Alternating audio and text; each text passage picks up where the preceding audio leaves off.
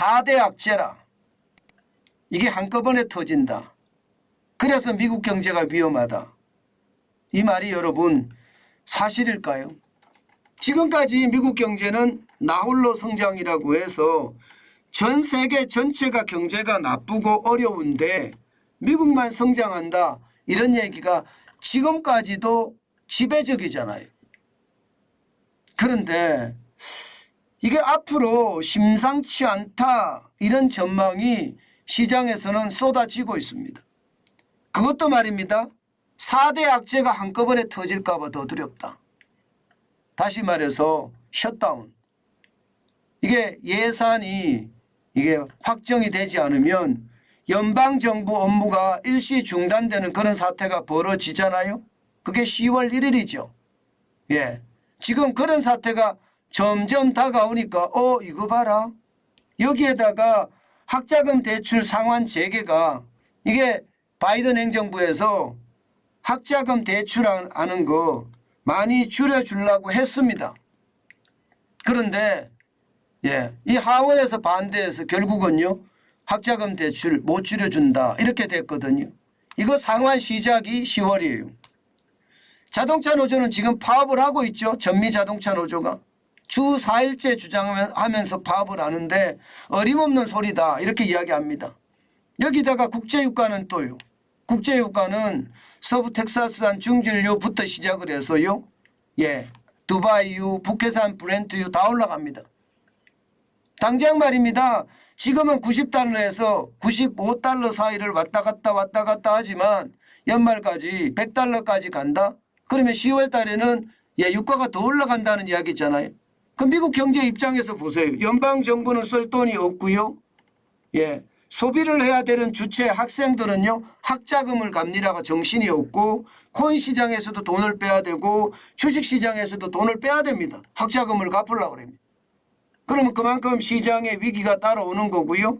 게다가 자동차가 셧다운이 되면, 파업이 하면 생산이 이루어지지 않잖아요.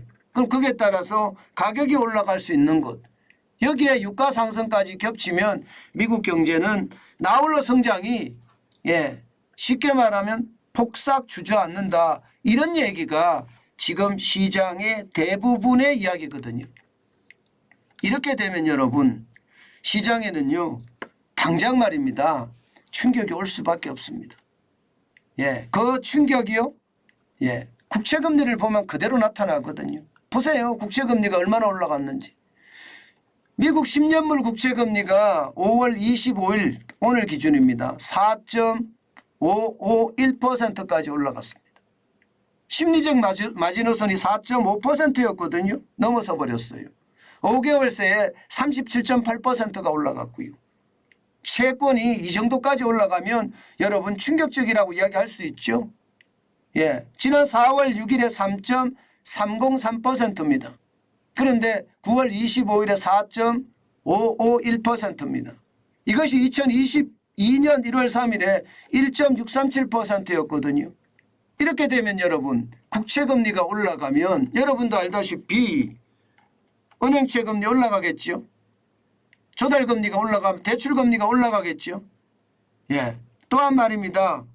회사는 채권을 발행을 해서 시장에서 자금 조달을 해야 되는데, 회사가 시장에서 채권을 발행할 때 금리 올라가겠죠. 거기에 대한 부담감이 있겠죠.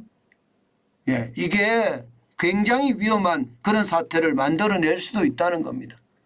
4대 악재가 결국은요, 시장에 충격을 주고 있다는 뜻도 됩니다. 2년물 국채금리도 마찬가지입니다. 지금 5%가 넘어섰고요. 이것도 심리적 마지노선이 5%였으나 지금 5.172%까지 올라가기도 했습니다. 지난 4월 5일 3.792%에 비하면 36.4%가 올라간 거고요. 5월 29일 현재 5.127%, 5%에서 내려올 기미가 안 보입니다. 그만큼 말입니다. 2년물 국채금리도 지금 많이 올라간다. 이 말은 2년물은 통화정책금리하고 아주 민감하게 반응하는 금리거든요. 그러면 미국이 금리를 올린다. 결국은 한 번 더 올린다. 이런 얘기가 되는 겁니다. 그러니까 시장 자체에서는요. 당장 말입니다. 금리를 한번 올린다. 물가가 올라가기 때문에 올린다예요. 게다가 연방정부의 행정 업무가 마비되는 사태까지 벌어진다고 하니까 시장은 굉장히 혼란스러운 거죠. 그러니까 시장은 실질적으로 혼란스러웠습니다. 4거래일 연속 빠지다가 오늘 강보합으로 마감했습니다. 나스닥 기술주 중심입니다. 0.45% 올랐고요. 59.51이 올라서 13,271.32로 마감을 했습니다. 마찬가지로 S&P 500 지수는 0.4% 올랐고요. 이게 대형주 중심이거든요. 17.38이 올랐고요. 4,337.44로 마감했습니다. 예, 여기에다가 다우산업지수는 0.13% 올랐습니다. 43.04가 올라서 34,000은 회복했습니다. 34,006.88로 마감했습니다. 전체적으로 시장의 불안감은 굉장히 크다 이렇게 이야기할 수가 있겠죠. 지금 미국 시장이 그동안은 나홀로 호황이라고 했는데 현재 말입니다. 4대 악재를 만나서 시장이 주춤주춤하다. 시장의 분위기가 굉장히 싸하다. 여기에 월가의 투자의 대가들도 지금 미국 시장에 거품이 빠지고 있다. 이렇게 이야기를 하고 있는 상태고요. 예, 여기에다가 학자들까지 미국 경제가 나빠진다. 거품이 빠진다에 방점을 두고 시장을 움직이고 있다. 이렇게 이야기합니다. 저는 제일 중요한 게요. 결국은 말입니다. 어느 거든지 예, 이자 앞에 장사 없다예요.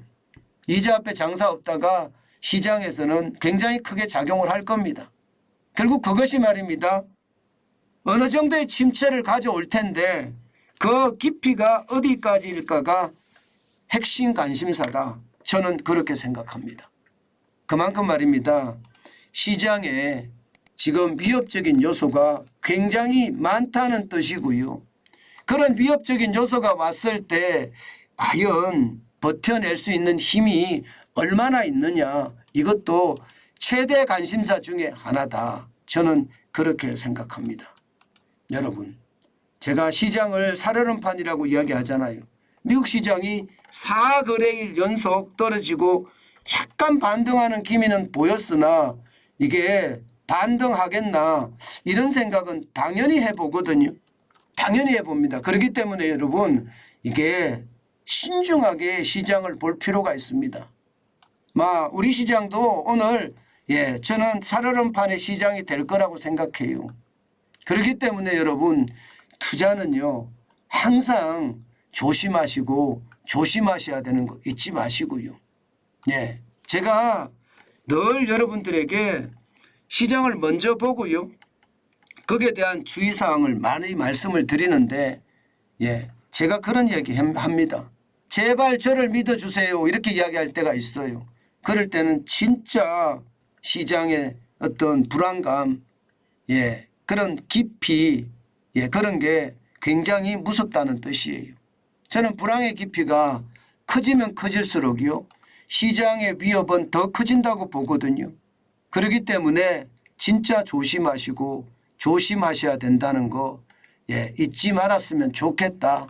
그 말씀 다시 한번 강조합니다. 시장 참 무섭죠. 저는 그렇게 오늘 인식하고 싶습니다.